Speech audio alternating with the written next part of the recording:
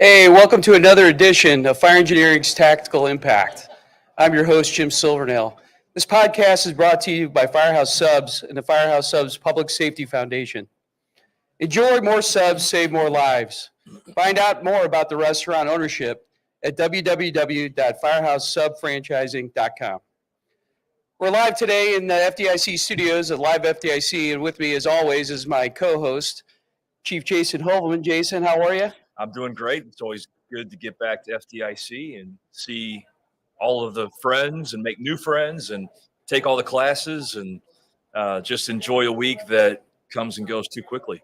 Outstanding. And with us today, we have another guest from the St. Louis area, our good friend and colleague, Chief Steve Olschwanger from the Maryland Heights Fire Protection District. Steve, welcome. Thank you. Great to be here. I appreciate you having me on. That's great. It's a special time when we're at FDIC, as Jason said, but this is a very special FDIC. I don't know if anybody's aware of this. Everybody should be aware of this, but my co-host here is actually delivering the keynote on Thursday morning. Jason, how do you feel about that? How do you feel right now that you're 2 days out? Nervous, but more excited than nervous. I know when you first get asked to do this, it's obviously an honor. And you look at all of the legends that have stood on that stage and you worry and worry and worry, but the staff here, the people that have given me advice, I feel pretty good. That's great. I'm looking forward to it. I really am. I think it's going to be phenomenal, and we're very proud of you. Steve, what are you looking forward to seeing this week? It is just great, like Jason said a minute ago, to get back to Indianapolis, see old friends, make new friends, network. The networking is the greatest opportunity with legends like our good friend Bill Guston, who just arrived, and many others. So just the classes and just a great week of friendship and networking. Well, we were joined just now by our good friend, Captain Bill Guston from the Miami-Dade Fire Department. Bill, welcome, sir. You've been a legend. You've been a mentor to all of us, and we're glad to have you. And I have to agree with the good chief. You are chief. Yes, sir. Okay. Everybody's a chief but me. I'm a captain. But You're the smart one. The friendships, the lasting friendships, the networking that you establish at FDIC, where you've got friends in Wyoming, you got people on the West Coast, and you know we're miles and miles apart, but we stay in contact with each other through networking. If I need a particular picture, how many pictures have I gotten from you, Jason? Countless. Balloon frame construction. I go to this guy, and that is what I cherish about FDIC is the friendships that you forge and the relationships. Right before you got in here, we talked about Jason doing the keynote on Thursday. How do you feel about that? I've had an advance copy of it, and I think it's cutting edge stuff. It is cutting edge stuff because it has to do with, I don't want to give too much away, yeah. with change. Yeah. That especially old guys like me are resistant to, but the fire service adapting.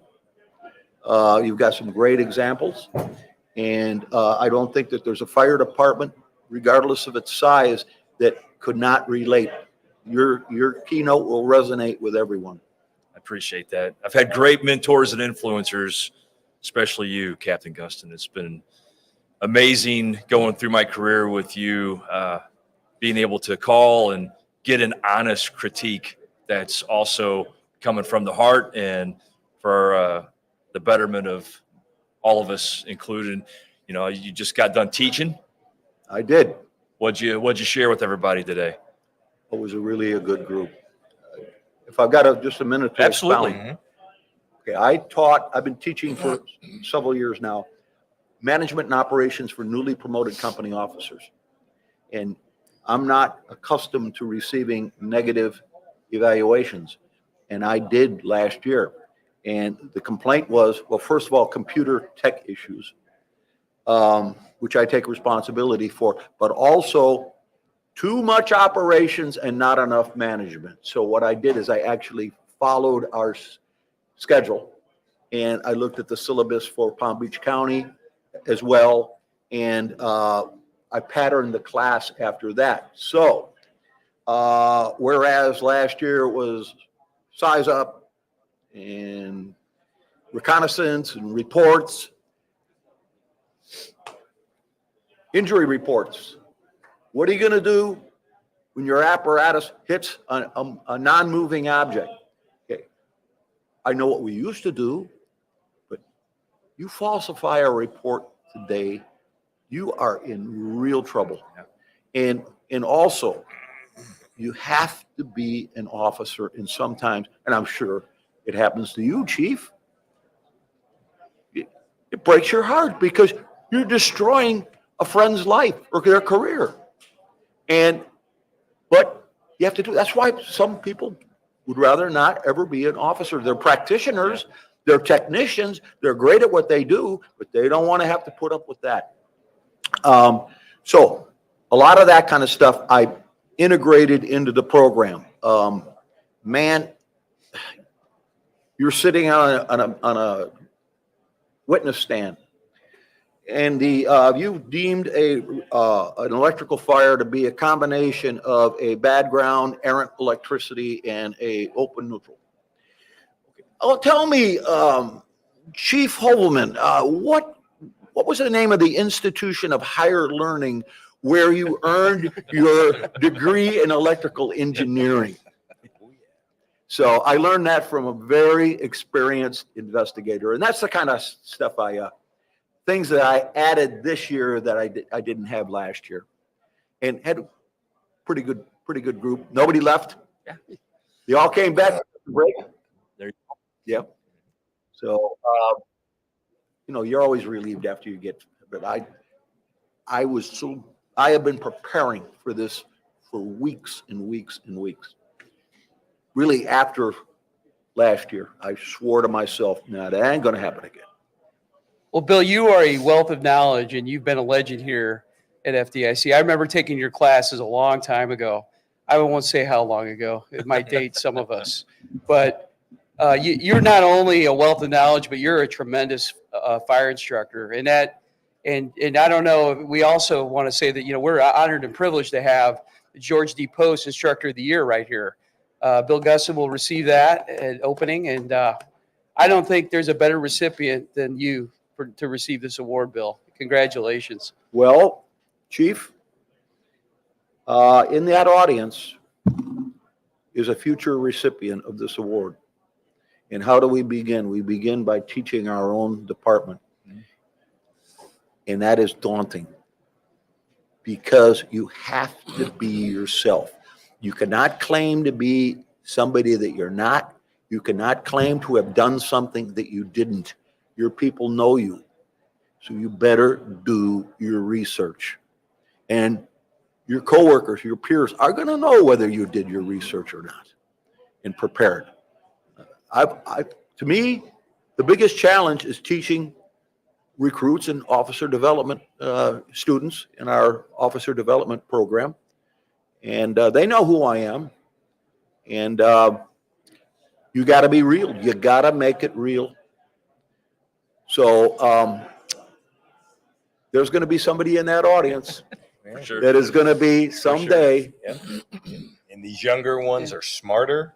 They have the tools to look up anything and everything at their fingertips that back in our day we did not. We had to actually do some pretty extensive research. But yeah, they're coming in a lot smarter, which is good. You bring up something very important, and that is their future leaders are out here. Absolutely 100%. The next book writer, the next author, the next instructor, the next captain is out in this field, this audience. And I also like the thing about, what we talk about change.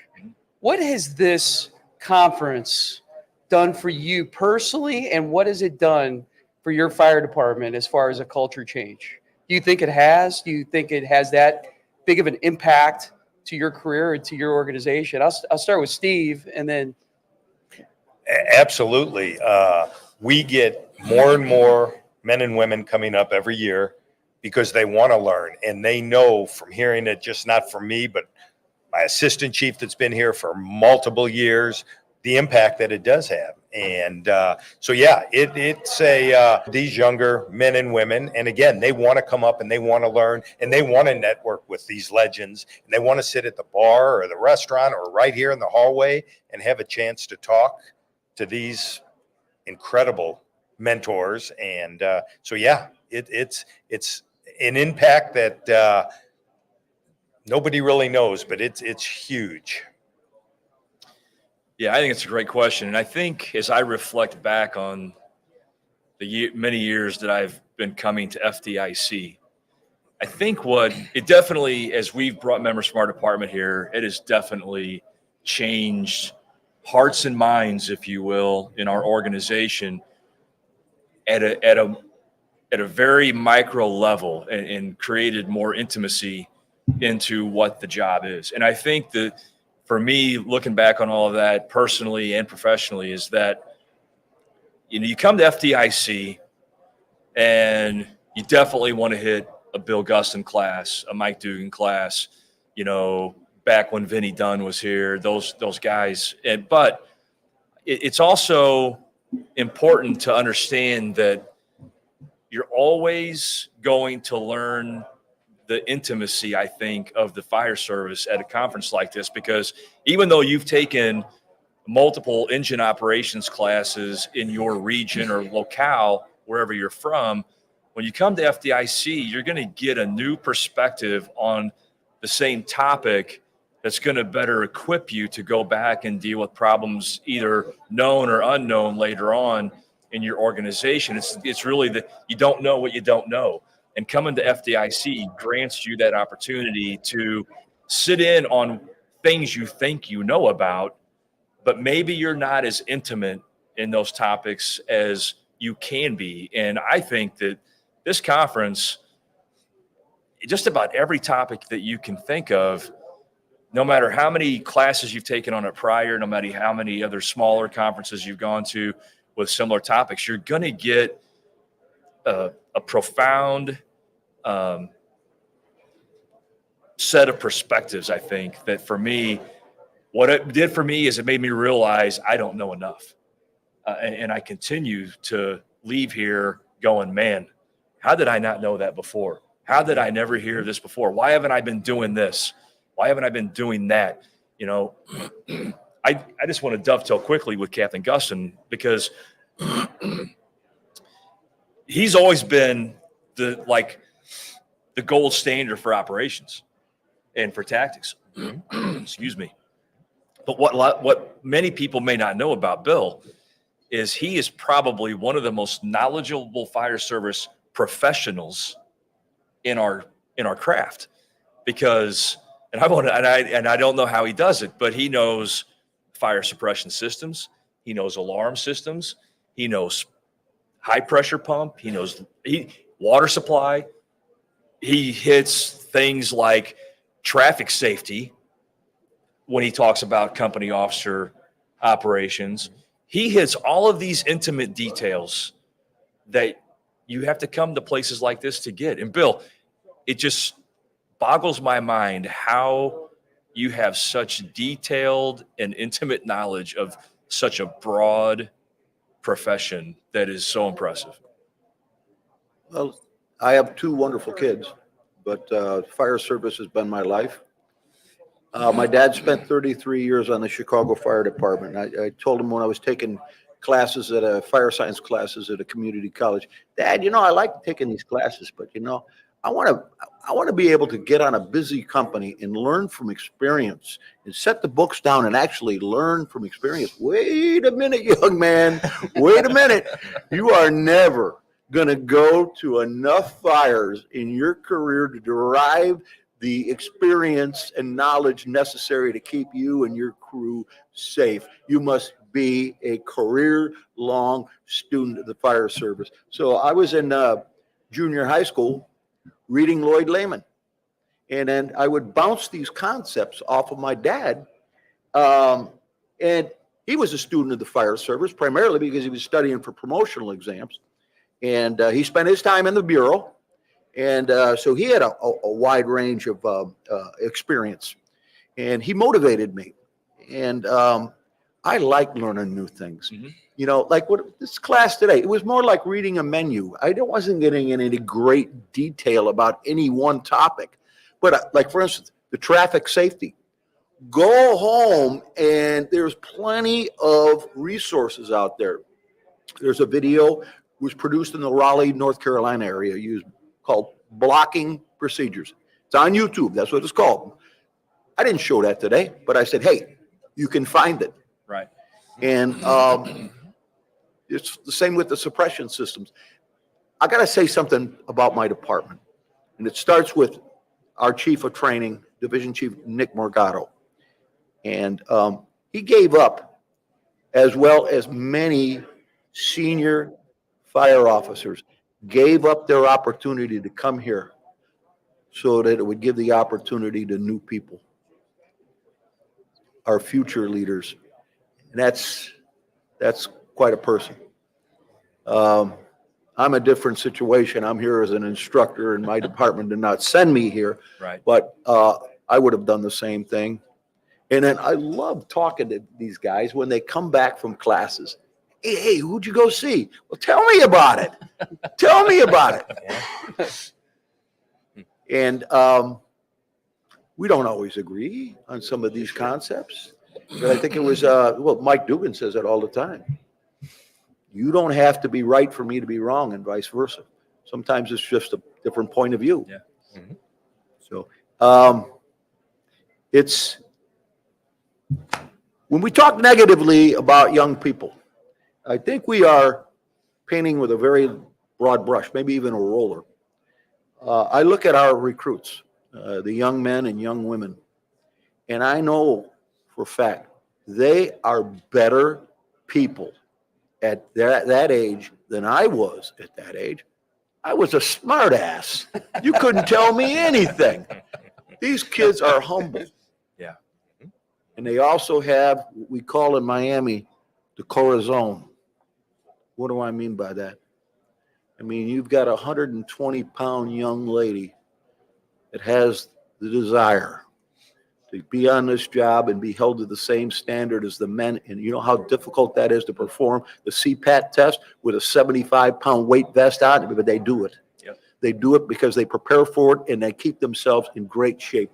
And some of our young ladies they go to every friggin' conference. We just had, I'm very proud to say this, Laura Rojas passed the Georgia smoke divers class. Laura Rojas is about this big and maybe 100 pounds soaking wet. But what has she got? She's got the corazon. And I love that. Yeah. That's absolutely phenomenal. I mean, it really is. I agree with you 100%. I do not like it when people say the next generation, we're in trouble. We're not in trouble. I think what we can expect coming forward is going to be something phenomenal. These kids are smart. They have technology, but it's our duty to get them there. It's our duty to give them all the intellect and all the learning that we can. And once we do, though, I think the future is bright. What do you see? What do you see about the future? What do you think is going to be the big next advent here? Well, I mean, we could easily talk about artificial intelligence. Yeah. That's and that'll take its place in the hierarchy of technology. I mean, what we're talking about now or theorizing, that a lot of that is just supposition. We're not going to know for a fact. But it's great to have a kid sitting in the jump seat of the apparatus. Hey, what's the friction loss in the 3-inch hose at 450 gallons a minute? Okay, hold on. Okay, this is what it is. Or Paul Martin from Chicago. He tells a story about the hydrants are buried. Well, the snowplow buries the hydrants, and then they got to go around and dig them out. Well, where's the hydrant? Where's the hydrant? So the kid gets up Google Map. Ooh, that hydrant should be right here. Yeah. So a lot of that technology works for us. And I have difficulty at times with it, especially computers. But But I have to tell you though, guys, I miss the logbook. Yeah. Oh, I yeah. miss coming in the morning and having a cup of coffee and saying, "Oh my God, did those guys take a beating last night?" I miss the logbook, and I think that's a tradition that we should not have let go of. I hear a lot of people say that have logbooks. Yeah. And it's something that you're right. And it's always distinct, right? So you don't recognize the handwriting. It's like, well, who was the officer yesterday? Oh, so and so's acting up, and all those things you miss now that it's digital. I have two treasures. I've got Squad 2, Chicago Fire Department Squad 2 logbooks from 1950 and 1951. Now, you would think Benjamin Franklin was the calligrapher, and they're doing it in fountain pen, and then they close it on a bladder. And it is a narrative of what they did. And it is just absolutely just incredible. And there's no radios in the apparatus, so Right. they would turn around and get back to quarters as quickly as they could. But they did a lot of work. And to see my dad's entries in that log, Oh, I bet. yeah, Cool. that's Special. that is special. Yeah. That is special. Absolutely. You spent a lot of time on the fire apparatus. You stayed a company officer for how many years? Well, I got promoted to lieutenant. I acted a little bit when I was in Naperville, Illinois, but I was promoted to lieutenant in 1983. And then I was promoted to captain in 1986. Now, when I was promoted to captain, captains had a different role then. You went from lieutenant to captain. You were a battalion commander, and that's why our old badge had the cross, Okay. because we were battalion commanders. Well, I would have never even taken the captain's exam if it wasn't for a rumor that they were going to reorganize the fire department and put captains on fire companies. Well, I knew where I was going to go. I was going to Engine 2 or Aerial 2, depends upon what it was at the time. And so I spent 30 years on that as captain of that company. In that time period, you had to see tactics evolve. We are a tactics show, so let's get into a little bit about tactics. What have you seen evolve? What do you like? What don't you Well, like? they validated my dad. What a visionary. Bill, don't be afraid to give a fire a dash from the outside if your interior attack is delayed for whatever reason. I used to expound that, advocate that in the 90s at FDIC, and I would have people look at me like I just insulted their mama. I committed blasphemy. Now, my dad was a visionary. We don't walk past fire with a nozzle in our hand. Okay. And we know how to apply those streams now. We have great resources. And Underwriters Laboratories has done so much for us. But they're smart. They got the buy-in from some veteran fire officers. I think of his name. His name escapes me right now, but he's you got a bunch of people that they bought in because it is the real deal. And the research is good. And a lot of that we already knew. Well, now, for instance, don't spray water on smoke. Wait till you see the fire. That was the case when it was wood, wool, cotton, steel coil springs. That ain't the case today, bro. You got any appreciable heat, and you better put some water up into that overhead. With the help of Dennis Laguerre, who's a brilliant man, retired from the Oakland Fire Department, I wrote an article entitled, I think it's coming out in June, "Burning from the Inside Out, Overextending Your Protective Clothing." And the concept is that a lot of firefighters don't understand. You're absorbing heat. Right. You're not reflecting it. You're absorbing heat. And then it's going to be absorbed in the outer shell, and it's going to be in the thermal barrier. It's going to be in your vapor barrier, and then it's going to be in your station uniform, and then it's going to be in your skin. And Dennis uses a brilliant analogy. Takes a cup and a bottle of water. He says, okay, well, you just entered the fire building. You're already at an elevated temperature because it's a hot summer day. Now, we're starting to go down the hallway, and you're starting to feel the heat, but you're tough. You can take it. Okay, now you have to scream. Squirm. Squirm. We're going to squirm. You're going to scream in a few minutes, but you just don't realize it. Okay, we make the turn, and we're hit with a blast of radiant and convected heat. We overflow, and all rational thought goes out the window when you are burning up, and you will stand up, panic, run, jump over the backs of other firefighters because you are burning from the inside out. So, and it used to be a badge of honor to have a burned up old helmet. Now, maybe that's not a badge of honor. Maybe it was. Maybe it was. But that might just be, I'm a knucklehead. You know, could be. Yeah. So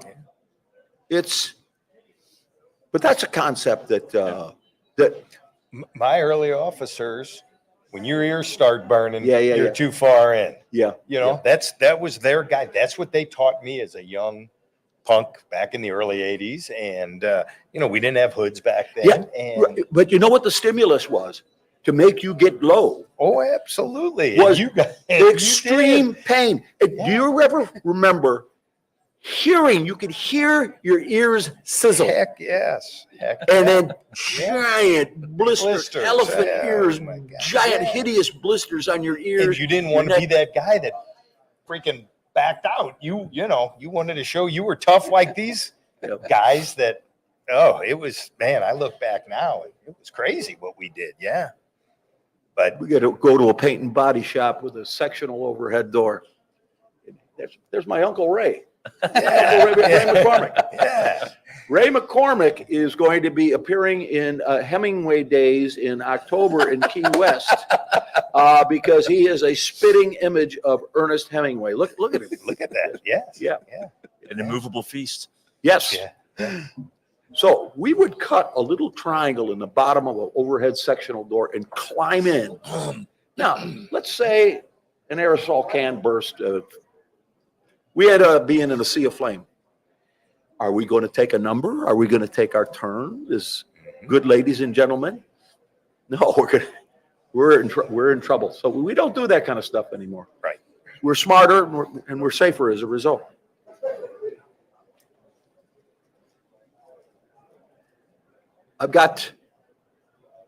We're making some great training videos right now. Yeah. And we're picking veteran officers from out in the field that are respected.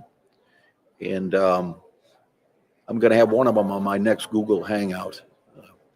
Chris Morales, who's a captain of Engine 6. I held him in my arms when he was a little baby. Oh, wow. And I worked with his dad who passed from job-related illness. And whenever I walk past this kid, he's not a kid, he's a grown man with children. He is talking about firefighting. He ain't talking about fishing or hunting or NASCAR. He's talking firefighting. He's my kind of young man. And his dad was quite a fireman. Yeah. In your opinion, tactically, where do we still have need? Where do we still have need for improvement or any type of advancement? Well, we've got to do something about the wood frame monster and the fire spreading between a ceiling and the floors that are supported by I-joists or parallel cord floor trusses. What is working right now is not working. We're chasing the fire, and we're opening up. We're giving the fire exactly what it wants. We're opening up the damper of a wood burning stove. Should we use more piercing nozzles? Yes. I mean, we could go ahead and say, hey, how about putting some sprinkler heads up in there? But that's a whole nother argument. You know, it's like the illegal and unexpected occupancies right now, Chief. We didn't cause it. We can't fix it. We can only deal with its effects. And what the effects is, we're going to find kids and families living in warehouses, living in garages, places where you don't expect them. And unfortunately, I think we're going to have some tragic outcomes.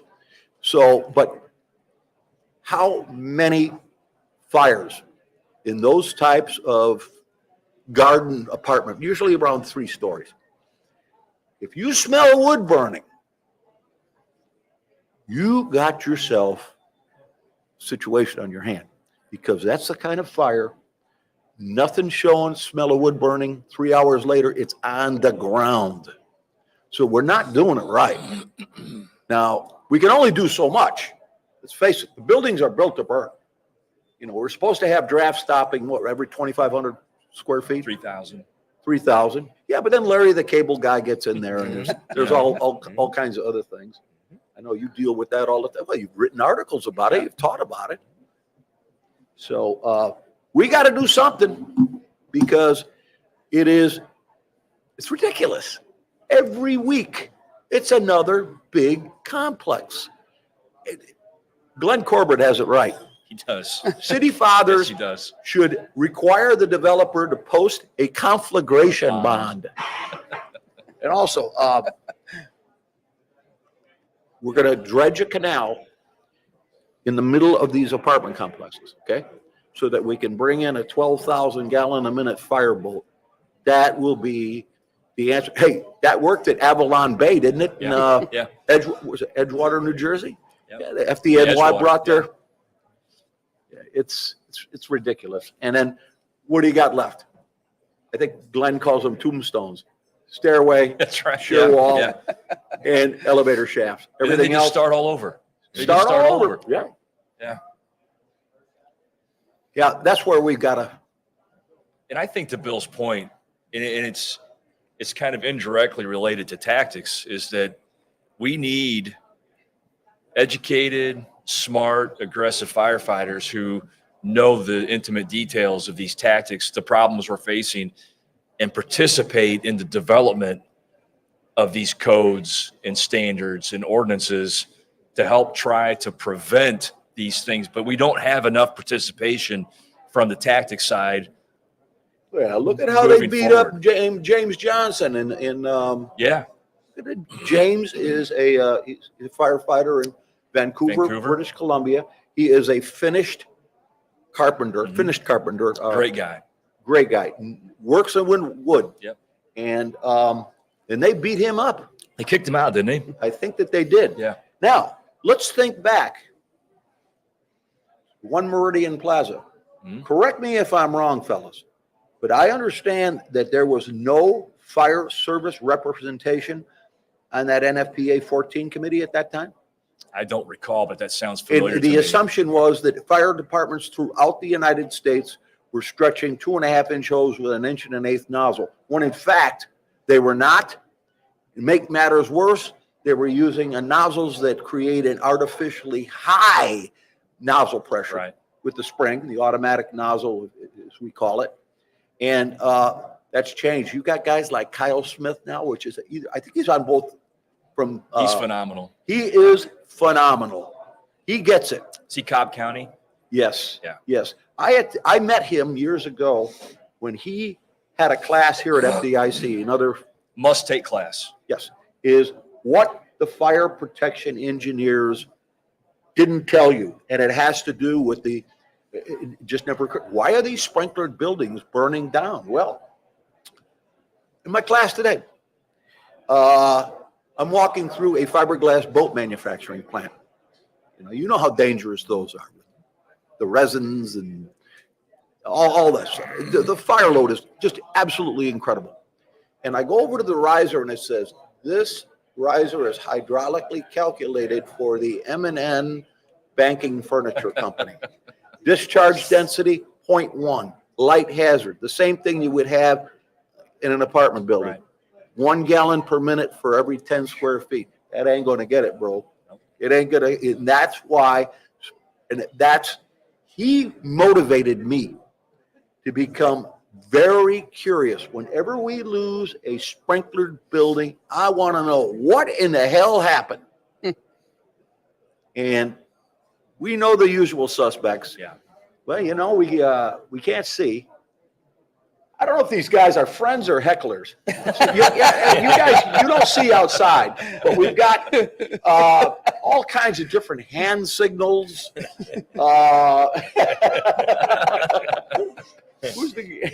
So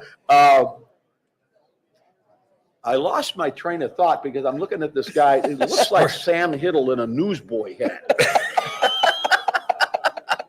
Look at that. Who is that guy?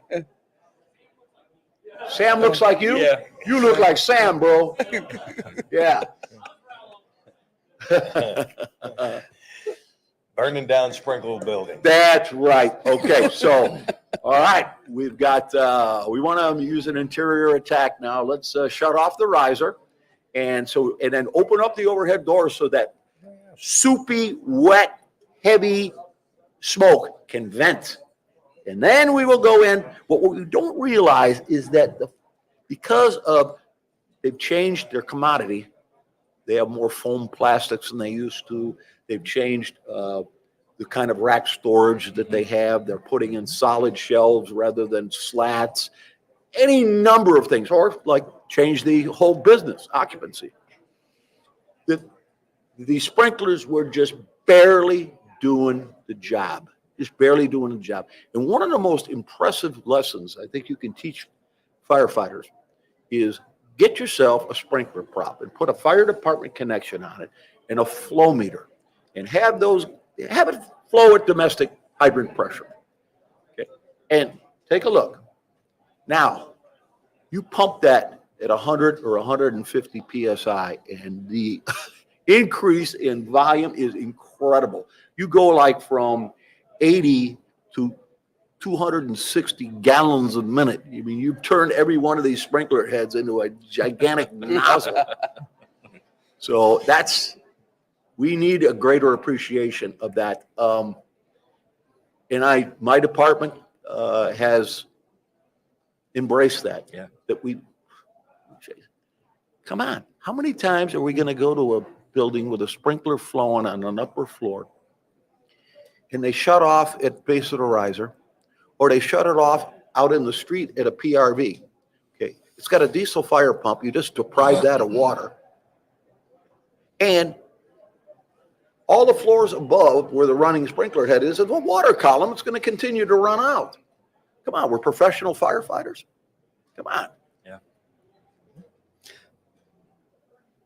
Let's say that I get a rookie right out of rookie school, and I sit him down in front of Captain Bill Gus, and he's been assigned to your company. What does that conversation look like? Okay, I promised myself that when I would gain some seniority, that I would treat our new people with the utmost of respect. I was not treated well when I first came on the fire department, and I ended up having a major league case of performance anxiety. But what I needed was an older guy to just put his arm around me. Hey, man, don't beat yourself up so much, okay? It took a change of location. I went from a primarily rural and suburban area of the county, you know, we're very diverse, to the hood. And I walked in the back door of Station 2, and the battalion chief is there, and everybody's having coffee. Hey, who's this guy? Whereas I was ignored. We ignored new people. We ignored them. We didn't want to teach them anything. I got there, and I learned so much, and I made mistakes, and they would say, hey, Bill, quit beating yourself up. And I promised myself right there and then, when we get a brand new person, I love having a person that it's their first shift out, because once they get out and check out their gear, we have our Cuban coffee, and they say, here is to our brother Jason. And we make that person feel comfortable. They're already nervous. Let's bring out the best in these people. I don't really like the word rookie. A few years ago, a shift change, I hear a guy say, hey, rookie, make sure you empty out the dishwasher before you go. And I said, you know who that rookie is? Last year at this time, he was in Iraq. He was a Marine getting his ass shot at. That's your rookie. Everybody brings something to the table. And I never did. I hated that. I don't want to haze. I don't want to harass. Now, joke, yeah, I'm a clown, but nothing that will take away anybody's dignity or take away their ability to respond. Oh yeah, I mean, we do plenty of other things. I was a clown. One trick I've learned from my dad, and I was teaching a class. I said, Dad, I've got the whole class here. You have any words of wisdom for them? Yeah, tell them about the graham cracker trick. What is the graham cracker trick? So what it is you got a candidate, and he has to clean the bathroom that the public can use. Okay, and he's very meticulous. And then you take graham crackers and you soak them in hot water, and then you don't want to overdo it, but just enough on the doorknob and the toilet paper roll, just enough around the back of the seat. Hey, I thought I told you to clean that bathroom. Well, these guys that were working on the sewers just came in here and they used the bathroom. You better get in there and take another look. So, the graham cracker trick. Oh, gosh. My favorite, I'm going to tell a story. My favorite Bill Gustin. When you write a book for fire engineering, you're assigned a technical editor, and you're not supposed to know who that technical editor is unless it's Bill Gustin. Because Bill Gustin found me in the bar at the JW one day and said, Silvernail, I technically edited your book. He goes, I like it, but there's some problems. We got to fix some of the lineup of the chapters. He goes, it's boring the way it sits. And I thought, I liked it that you liked it, but the boring thing, but you know what? Thank you. I mean, you really did a service to me. And honestly, I was honored to have you. I mean, you're the godfather of suburban tactics. Who else would be better off to serve to do that book? So thank you. The video is dated now. I had a 2-part series on search and rescue in the 90s. And Diane Rothschild called me up and she says, I had John Norman review your videos and everything was positive. I thought my head was going to swell. John Norman, I have tremendous. John Norman I was asked if you could be stuck in an elevator for an extended period of time, who would you want? I said, living and deceased. Deceased, my dad, not because he's my dad, but just the grain elevators and the train wrecks and the airplane crashes and the massive mill constructed buildings and always on a busy company. And then living, John Norman. And I can see a younger than me, everybody's younger than me. There's somebody right now in their ranks, I'm not going to mention his name, who is humble, is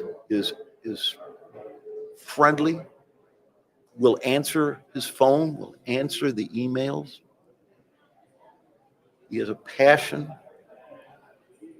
and no arrogance whatsoever. Just a true gentleman.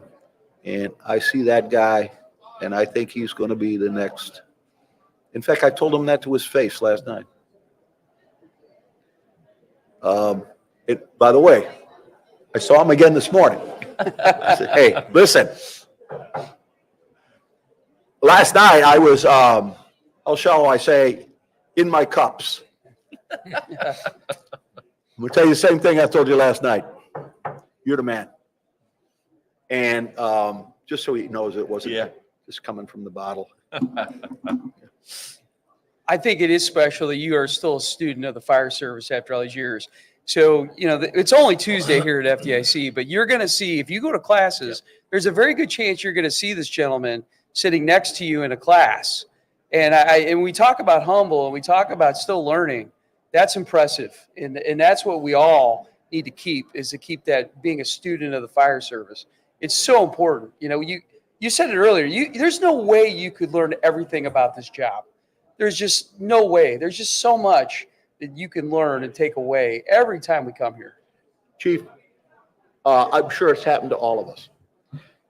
A school teacher will come up to a firefighter and say, you know, you're a fireman and you have a high school diploma and you make way more money than I do and I have a master's degree. Well, I got a dear friend that has a master's degree. My battalion chief has a master's degree. And these guys will tell you, achieving a master's degree was a walk in the park compared with all of the disciplines that we have to learn for an all hazards fire department now.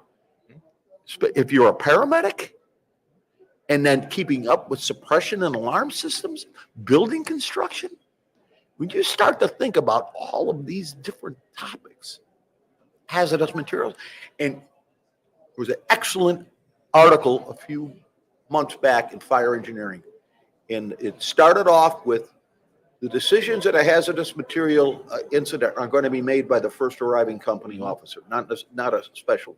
And we cannot wait around for a specialty unit. The same goes with technical rescue. Right. Okay. If you have a food processing plant and they're using liquid nitrogen and hydrous ammonia, you're going to make it your business to find out about those. You're going to make it your business and you're going to be on a first name basis with the plant manager.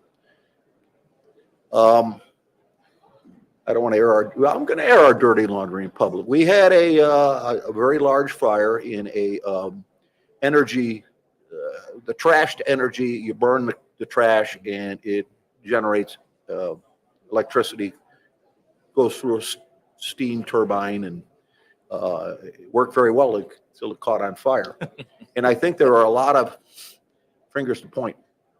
And it's in litigation right now, but I better be careful what I say. Yeah, but yeah. but you got to be familiar with what you're doing. I had a guy email me one day, what's the fastest way to get that hose line up to the 5th floor? Well, is it a center hallway building? Do you have windows at the ends of the hallway for illumination? Can you open them up? Yeah. You take a rope and you drop it down and you hoist up a pre-connect. Rope? Oh, no. The only unit that has rope at our department is the technical rescue unit. Rope? What about how to tie knots? Yeah. Yep. Know the properties of ammonia, acetylene. Do you have an MRI in your area? MRI Yes. machine, often overlooked, but can cause you some big problems. Absolutely. Oh, yeah. Make it your Yeah. business to know these things. It's an exciting time to be a firefighter of any brand new or veterans. I told the class today, don't tell me about the good old days. A lot of that was bad old days. You had, well, in my case, people that didn't treat me right, they weren't into the job. They didn't really care. I remember I came to work and I've got a Chicago truckman's belt with a Decor diver's light. At the time, that was the best you could do. Decor, yeah. Decor diver's light. Yep. And these guys looked at me like, what? Why? What? And they just don't get it. They just didn't get it until I went to it. It was like getting on another fire department. Now, that's all changed. These are the good old days. That doesn't change. I mentioned this today. We have never been more harmonious on the Miami-Dade Fire Department. We have young women that are being held to the same standard as the men, so they're getting along. They've earned the respect. Right. We racially, gender, of course, and hey, in these other persuasions, no problem with that. I've got somebody right now going through a process like that. And I called him up when I first heard that. I said, hey, listen, bro, I don't care. I respect you as a fire officer. That's never going to change. So these are the good old days. He's, you know, we're in the last 10 minutes here, but Bill, it's been an absolute pleasure. I got to tell you, I feel energized. Oh, yeah, I mean, that's why I absolutely. come here Yeah. every year, just to get this rejuvenation. And you're one of the guys that do it. You give us that knowledge and that just wanting more. And I think that's the key. You just keep wanting more, you know, and this is the place to come get that more and to continue getting that more. Like I said, I leave here energized. I have newfound. I've always had optimism for our future, but talking to you, I just have so We're much going to more be in now. good shape. At 100%. The future of the fire service is in good hands. We'll be fine. Let's get into some final takeaways. I think final takeaways are listen to Captain Guston. You know, but if you come to FDIC, it's still early in the week. I think the biggest thing that you need to do when you get here is get outside of your comfort zone. Don't, you know, meet new people, talk to people from other fire departments. And when you pick classes, go to as many classes as you can, obviously. But when you pick classes, pick something you're not familiar with. Pick something that you haven't had a class on before. Don't just go to the things you like. Go to the things you might need. Or you're comfortable with. Or you're comfortable with. So you want to validate what you know. Right. Well, that's feels good. It puts you in your comfort zone. Yeah. You don't want to be in your comfort zone. In order to learn, you got to get out of your comfort zone. That's right. So that would be my advice. Steve, what do you got? It's okay to like the job, love Oh, the yeah. job. Yeah. You know, I mean, look at Bill. I've been around a long time. Actually, 44 years today. Today's Hey, my congrats. 44th anniversary. You guys in the seen fire that service. poster? Yeah. So, There's never been anyone that wishes they had spent more time at work, Yeah.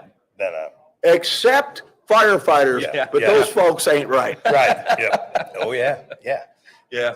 So yeah, that's my takeaway. You know what? It's all right to love the job. It's all right to come up here. It's all right to sit with legends like Bill and everybody else here, and gain as much knowledge as you can and bring it back to, because all it's going to do is help your department. Right. So Captain Guston, what do you have? I watched a video last week that is so powerful and compelling. It's velocity-driven fires, and it has to do, in a general sense, with the Twin Parks. Twin Peaks. Every time I say that, do you know what Twin Peaks is? It's like a racier version of Hooters. And when I say it, it's like, and I've never been there. I'm too old for that stuff. Twin Peaks. No, I was afraid that's what you were going to say. Twin Parks. Twin Parks. Yeah. Don't just rationalize and say, that's a New York City thing. That could happen to us. Our biggest life hazard is the non-sprinklered condominium, and it's a synergy. And it probably is in a lot of other communities because there's no sprinklers. They don't have to have sprinklers. They fought, and it's actually a hydraulic and economic impossibility to fully sprinkler those buildings. The most we see is a sidewall head. But if you can find, maybe you guys can enlighten us. It's a video about the fire dynamics at Twin Parks. And it's hosted by somebody I think very highly of. And it is dramatic, and it is compelling. It is riveting. And I just love watching that type of thing. And that's the other thing. With technology, you know, we used to just look at pictures in a book. Now you've got these simulations and these 3D, all that stuff is great. It's almost like you were there. Yeah. It's that kind of technology is making us smarter firefighters. So velocity-driven fires. Velocity-driven fires. Yes. All right. All right. absolutely. Well, we always like to conclude with our shout outs. We are live at FDIC, Yes. and some of you are watching it from home. Get here. And if you can get here once in your career, get here as many times in your career. get here. It will change your culture. It'll change your mindset. It'll give you a whole new set of skills and abilities. Please try every effort to get here. Also, we also encourage, writing for our Yes. magazine 100%. Just because you haven't had the experience in writing an article or writing anything, if you have a great idea, put it down on paper. You could be the next John Norman for all we know, correct? Good Get day. it out there. We want to hear your You're out there. experiences, right, for fire engineering, and that's really what our show is trying to encourage. Right. Yeah. If you've had a good, interesting call, Oh, you've had. they are hungry for Right. lessons learned. Yeah. They want lessons. They've got enough management. They'll walk you through the Yeah. structure and Sure, details. sure. Yeah. And all the PTSD, all Yeah. that kind of stuff. It's all good. It's all good. But what they're really hungry for is lessons learned from people that were there. And everybody's got them every day. Sure they do. And it could be a brand new guy. Yeah. Could be a brand new guy that experienced something that veterans didn't experience. And maybe you're teaching a class in your local area and regionally, and you've done a few small conferences. Plug it in, send it in, But Absolutely. write for the magazine, contribute to the website and the page, and share your ideas and experiences, because we're all better for them. Our call for papers is open for next year Yeah. already. If you got an idea, submit it. We're looking for new ideas. We're always looking for the next person. We're looking for different knowledge, get outside that box. And you will enhance your chances of presenting at FDIC. Yeah. It's almost compulsory. It's you got to write an article. What you're doing is you're telling the world, hey, this guy knows something. Maybe he did a lot of research, but he took the time to do the research. So I'm going to read the articles because I don't have the time to research that particular topic. Okay. Yeah. But this guy did. So he's giving me a clip note version of the article. He doesn't have to be a subject matter expert. Well, we're right at that time, All right. and we wanted to thank everybody for watching, and I wanted to end with congratulating these two guys, our keynote speaker on Thursday, Jason Hoevelman, and our post-award winner, our instructor of the year, Bill Gustin. Congratulations. So my daughter's coming to see you. I don't think she's coming. She tells me she's coming to see me, Uh-huh. her and her husband and baby. Outstanding. But I know she's coming to see you, Jason. Steve, thanks for joining us. Thank you. Until next time, look out for our next edition of Tactical Impact. Stay safe and God bless.